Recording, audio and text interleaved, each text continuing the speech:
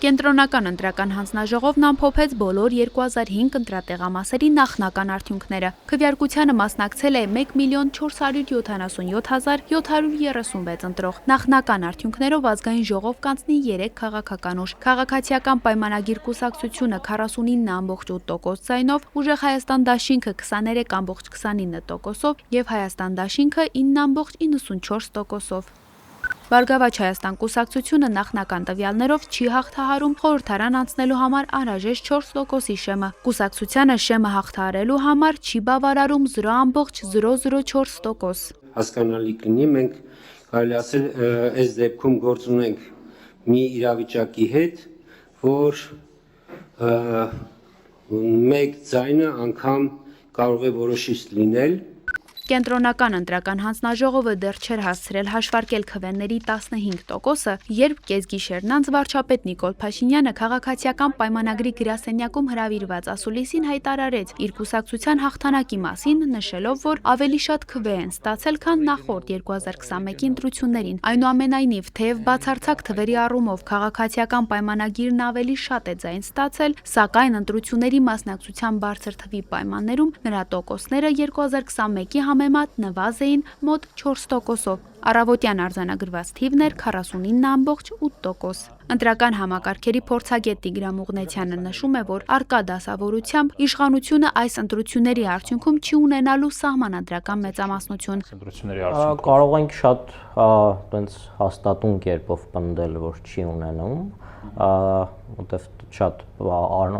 ծայրահեղ սցենարների դեպքում այդպես կարող է չլինել։ Դա նշանակում է, որ կարևոր հարցերում, օրինակ սահմանադրական օրենքներ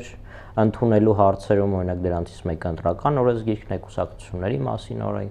օրենքը, այլ օրենսգիրքերում փոփոխություններ կատարելու համար իրեն հարկավոր են լինելու համագործակցել, այսպես ասած, ընդդիմության հետ, եթե ոչ խմբակցությունների, գուցե առանձին պատգամավորների, նույն սահմանադրությունը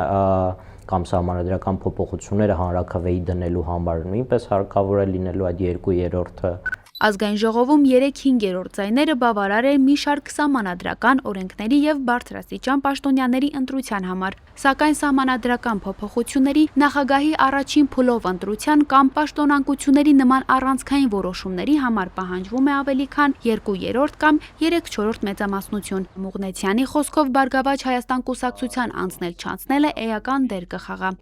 Եթե չեն անցնում, այդ ձայների հատվածներ, այդ մանդատները վերաբաշխվում են, այսպես ասած, մնացած անցածների միջև, դա կնշանակի մոտ 5 մանդատի չափով, որտեղ 4%-ի մասին է խոսքը, 5 մանդատի մասով բաշխում, երևի 2/3-ը կավելանա քաղաքացիական պայմանագրի մոտ, մեկական էլ մնացածի։ Ներկայում ստեղծված իրավիճակում ազգային ժողովի մանդատների բաշխման երկու սցենար կա։ Եթե Բարգավաճ Հայաստանն անցնում է, ապա տեղերը բաշխվում են հետևյալ կերպ. Քաղաքացիական պայմանագիր կուսակցությունը 61 մանդատ, Ուժեղ Հայաստան դաշինքը 28 մանդատ, Հայաստան դաշինքը 11 մանդատ և Բարգավաճ Հայաստան կուսակցությունը 5 մանդատ։ Եթե Բարգավաճ Հայաստանը չի հաղթահարում շեմը, ինչը առավել հավանական է, ապա խորհրդարանում տեղերը բաշխվում են հետևյալ կերպ. Քաղաքացիական պայմանագիրը 64 մանդատ, Ուժեղ Հայաստան դաշինքը 29 մանդատ և Հայաստան դաշինքը 12 մանդատ։ Բարգավաճ Հայաստանը դիմել է կենտրոնական ընտրական հանձնաժողով ձայների վերահաշվարկի համար։ Կուսակցությանը խորհրդարան անցնելու համար թվով մոտ 50 ձայն է պետք։ Նա ընտրություններում հավաքել է 58,368 ձայն կամ ընտրողների 3,99%-ը։ Խորհրդարան անցած ընդդիմադիր երկու ուժերը Ուժեղ Հայաստան և Հայաստան դաշինքները հայտարարել են, որ ավելի խորքային հայտարարությամբ հանդես կգան առաջիկայում։ Շեմը չհաղթահարած, սակայն 2 և ավելի տոկոս քվե ստացած կուսակցությունները առաջիկա 5 տարում կօգտվեն պետական ֆինանսավորումից։ Դա վերաբերում է Արման Թաթոյանի Միասնության թևերին և Գուրգեն Սիմոնյանի Շնորհապետական կուսակցությանը։